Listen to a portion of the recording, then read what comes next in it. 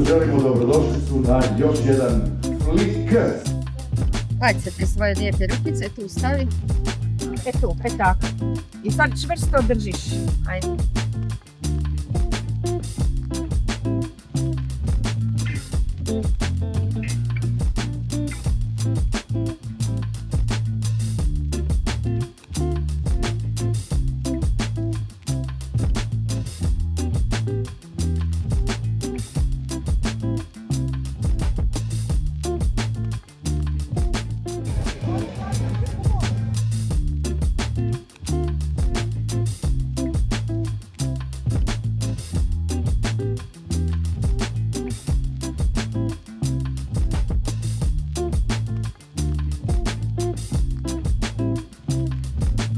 Ručka je najbolje napraviti odmah, kad ju zamislite, jel?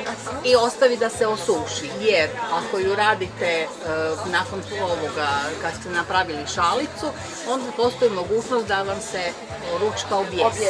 Znači nije onaj oblik koji ste zamislili.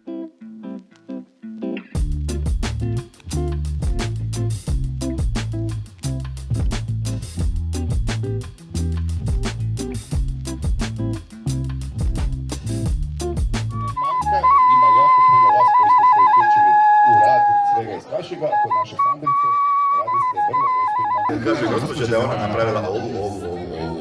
Znači svak zna ko je napravila.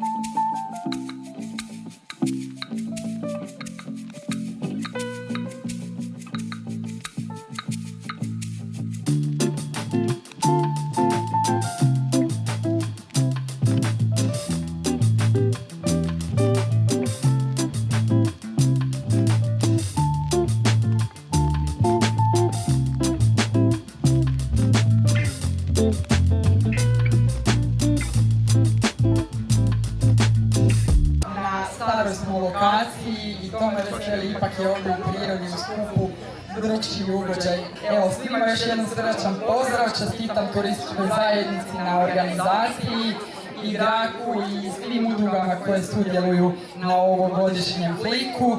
Hvala svim izlagačima, sjajni ste, uživajte danas u Fliku.